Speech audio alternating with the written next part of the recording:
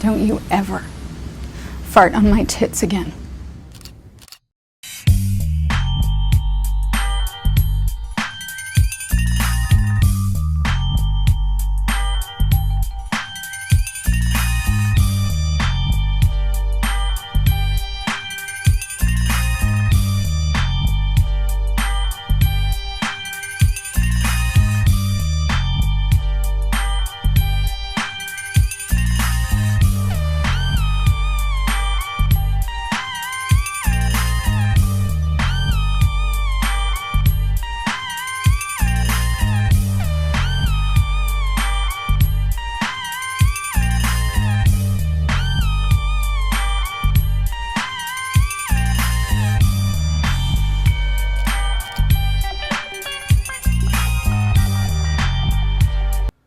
Hey guys, Jim here. Welcome in once again. Today we're going to be taking a look at a couple of guest blade knives that were sent in by a buddy of mine, Derek.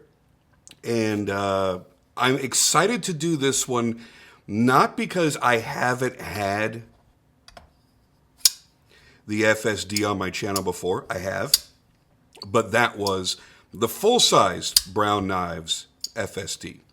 Today we're going to be taking a look at the Mini. And not just one. We're going to be taking a look at two distinctly different variations.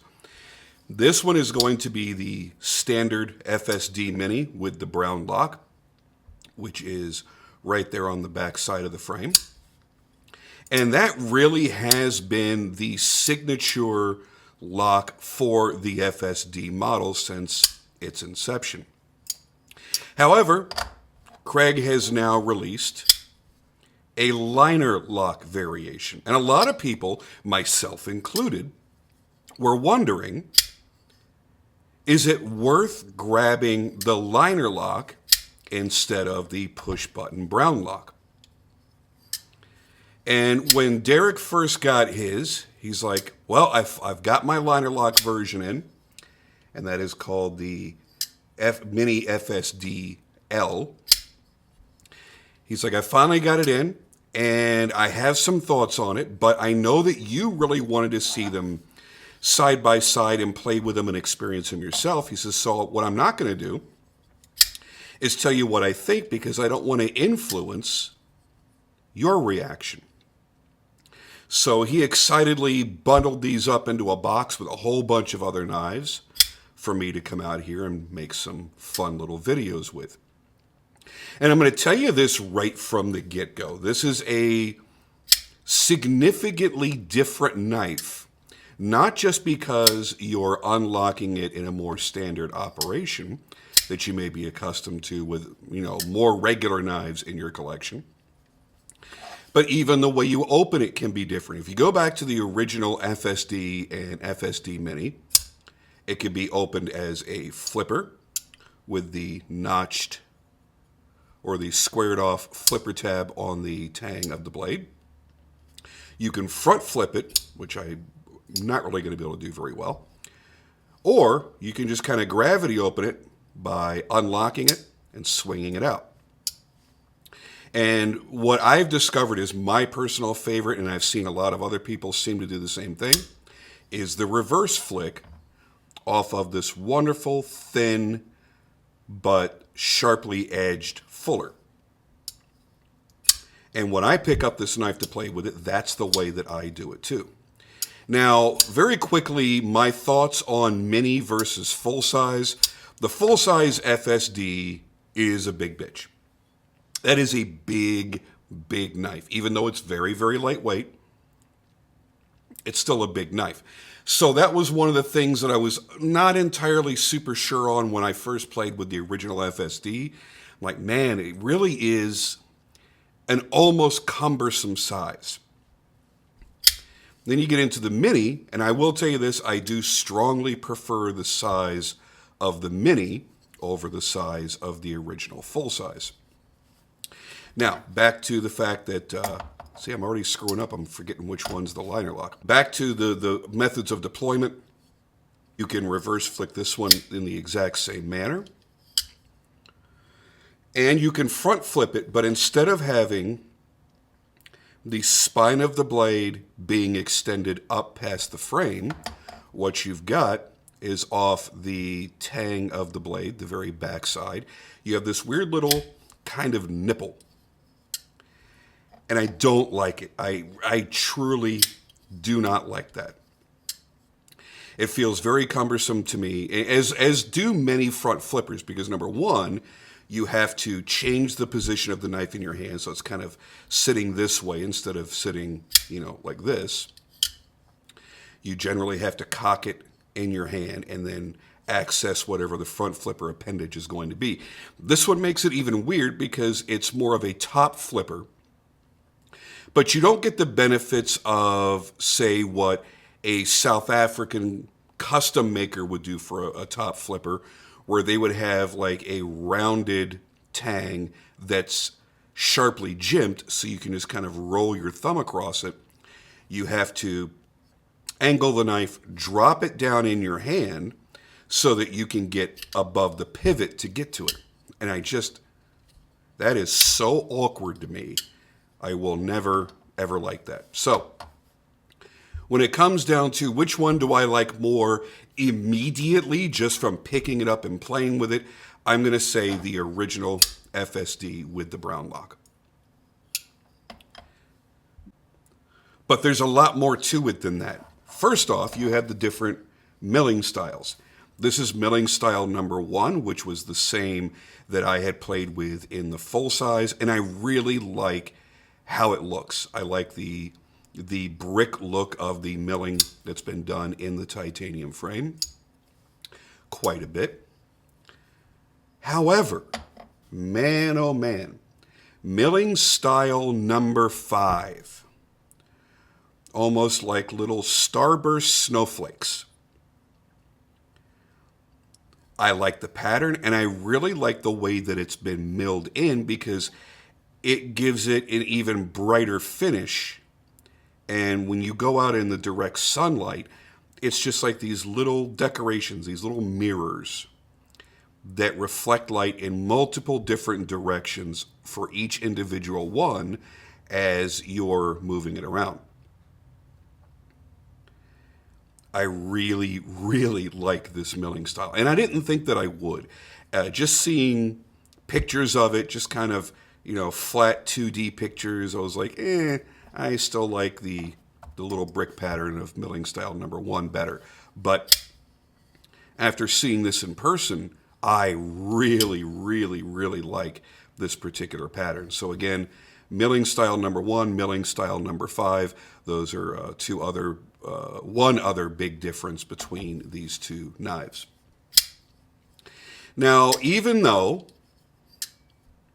we are much more accustomed to manipulating a liner lock or an inset tab lock or a frame lock in this manner, when you're playing with an FSD, if you've had one for a length of time in your possession, you get very used to this reverse button lock back here.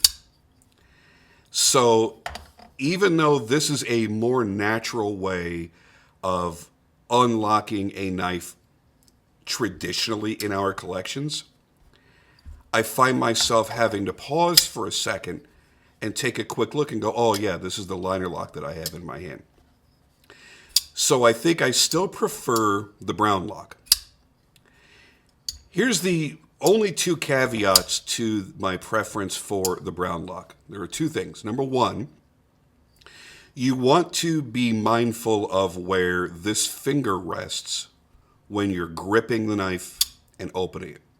Because if you've got a little bit of pressure on that lock, the knife actually may not lock open. It may kind of bounce there and halfway close again. And the other thing is you'll end up fidgeting with this knife so much, the whole open and close thing, that you're going to want to try to nail the timing where you release that lock before it gets down to its closed position. Otherwise, you get this blade bounce. And that can actually be quite dangerous. So those are the only two things that I'm not crazy about with the brown lock. But it does seem to be a good, strong, sturdy lock. It's very easy to manipulate. And if you're a lefty, which I struggle to do that, then you've got a more traditional placement in your left hand for where a button lock would normally be. So I do really, really like the brown lock. It just has a couple of small shortcomings that really, through routine operation, you're going to develop habits that are going to probably completely eliminate those issues for you. Now, with the liner lock variation, I don't know why, but for some reason, this knife is a little bit smoother than this knife is. And these are very, very smooth actions. It's almost like there is no friction at all. So at first I kind of want to go, yeah, I kind of prefer this because I really, really like that fast, crazy smooth action. But it's almost a little too drop shutty for me. There I go again. I went to hit the brown lock. Now, while in common practice, what you're actually going to be doing is unlocking it and then closing it with your index finger, you're not really going to be gravity dropping a blade in real life use. That's something that we do demonstratively on videos to help show you how smooth a knife action actually is when you're not here to touch it. So that may not be much of an issue in practical use. Although I could see you dropping that blade a lot faster than you expect to because there's no real friction or tension against that blade. It's closing so fast and so effortlessly. So if I were in the market right now to 100% knew I was going to buy an FSD Mini, would I go for the brown lock or would I go for the liner lock? Holding these two examples in my hand, I would still go for the brown lock. There's just something about it that I really, really enjoy.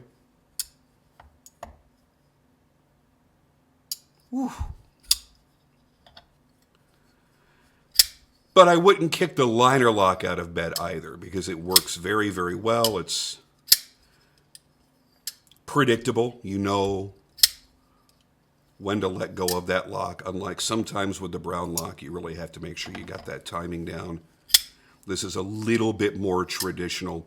But I think, honestly, if you're buying an FSD, you're not looking for traditional to begin with. I think it's a great idea that he's made this alternative for people. Because there could be people out there that are saying, you know, I really like the look of the FSD and I hear the action's phenomenal and everything else, but I don't know if I could get used to that lock. I want something more familiar. So it was a really good idea that he went ahead and did this. But for my money, I would say if I'm going to go for it, I want it to be as FSD as possible. I want it to be as wild and out there and different than the other knives in my collection. And the brown lock will certainly add to the things that make it that much different.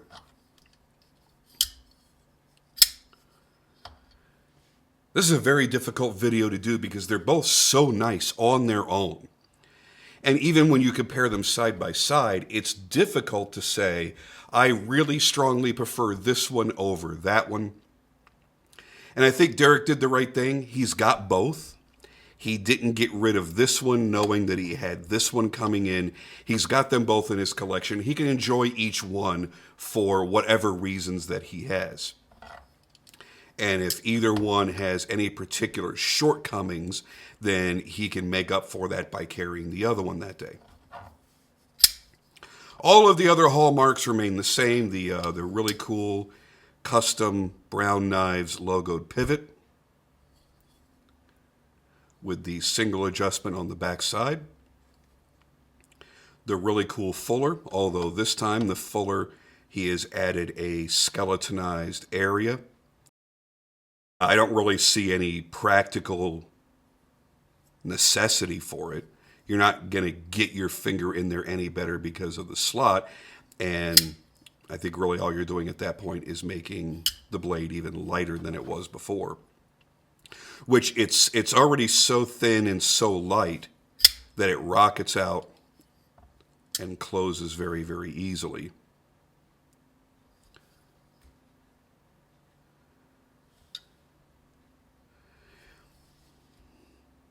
And again, as far as the milling patterns go, you now have 5 patterns to choose from instead of the original 3. And when it was only the original 3, it was easy for me to say, I clearly like milling pattern number 1 above all the others. The other ones really didn't trip my trigger. They were nice, and I could see why people would like them. I just thought that I liked this one a little bit more. The little bit of the radial pattern going through it, the brick shape of the pattern that's in there. I just think it's a very, very handsome look without being overdone. And while this may be a little overdone to some people's sensibilities, I still think it looks really, really great in milling pattern number 5. For those that don't know, let me give you the specs very quickly on the FSD Mini, because it is going to be substantially smaller than the full-size version was. You're looking at an overall length of 7.8 inches, a blade length of 3.4 inches, which really makes this the perfect EDC size. It's a really good blade length to have as an everyday carry for pretty much anything that you would come across in your daily routines. And the linerlock version uses MagnaCut, while the original version was CPM 154. Everything else is titanium. The pivot, the hardware, the handles, everything else is titanium on there. And you have ceramic bearings inside. Now, I'm unsure on this one because this belonged to Kevin. This was Lefty EDC's FSD Mini before Derek got his hands on it. So knowing Kevin, there's a very strong chance that there are skiff bearings inside. And actually, as I remember to the notes that Derek provided to me, because he was awesome about that, he sent me a whole list of notes for all of the knives that he sent me, as well as printed out the list as well. So he made my life a lot easier. There are skiffs inside of the standard Brownlock version FSD Mini. I gotta tell you, man, the frictionless way that this one, the linerlock, closes is insane. If all you did were to pick up just these 2 individual examples, and somebody said, okay, there's skiff bearings in this one, and there's stock bearings from Craig Brown in this one, you would think, oh, I don't like skiff bearings at all. They're not anywhere near as smooth or fast. But I think it's honestly just the way the knives are set up. I think you have a little bit more tension on the Brownlock, creating a little more friction up against the blade than you do with this linerlock, because the linerlock is actually very easy to disengage. There's very little lock pressure going on there. So I think that probably has more to do with it than the actual bearings themselves. Now, for those who don't know, Craig Brown is an aerospace engineer. So everything that he has designed here, he has completely executed himself. He has that degree of education and intelligence that he can sit down, come up with a concept, map it out, and then do the CAD, do the CAM, do all the CNC work himself, make the knife as a knife maker himself. So those are 2 different skill sets that are combined into this type of knife making. These custom machine knives like the Oz Machine Company and Brown Knives, same thing goes for the Grimsmo brothers. You have the skill set of a knife maker to make the knives, and you have the skill set of the machinist that can work with the CNC and do all of these processes and have the education to properly execute the drafts and properly program the machines. And likewise, you can't be just a machinist and then instantly become the world's greatest knife maker. You could be a great machinist, you could be a great programmer, you can know all of the things that lead up to the machine cutting out the parts.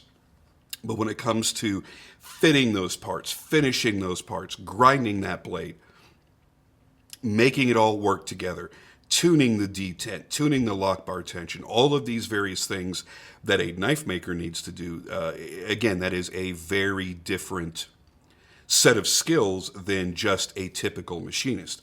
Many of the best knife makers in the world are or came from being machinists. So it's certainly that's certainly a career path that kind of shakes hands with the other. All I can say is this: I really, really, really dig these knives a hell of a lot, and I really like this size as compared to the full size. The full size is awesome, but it really, even though we've all owned many, many larger knives, there's something about the way it's designed and the way that it's shaped that it somehow feels larger than it really is. So when you get the full size in your hand, you're like, damn, that's a big knife. And this one, it just feels right. It feels like it's going to fit into your collection, into your EDC rotation. Everything about it is just pretty darn fantastic. The ease of use, the ergonomics in the hand, how solid it feels, and the beauty of the design. The funny thing is it still looks, because it's such a frosty, bright finish to the titanium, it still looks like it's an aluminum frame, even though it's all titanium. And I don't know what it is, but there's something about it that feels or even sounds like it's aluminum instead of titanium. But it's not. It is titanium. So they have this uniqueness to the overall design. They have this uniqueness to the fuller in the way that it opens, to the lock design, down to the finishing that makes it almost seem like a knife made of completely different materials. It's wild, it's weird, it's crazy. All the way around, I think, no matter which way you go, I think you're absolutely going to love them. And this breaks away from my standard format that I now do for my videos. I'm not doing the TLDW, the pros and the cons and all that, because it is a knife of another version that I have reviewed before and I have done that with. And this one really was more so about comparing the brown lock to the liner lock. And I'm sorry that I can't really give you a truly definitive answer as to which one I prefer. I do definitely lean more toward the brown lock, but they're both great in their own ways. I don't hate the liner lock. It's just not as exciting to me in its operation. And it's honestly almost a little bit sketchy because it's so frictionless.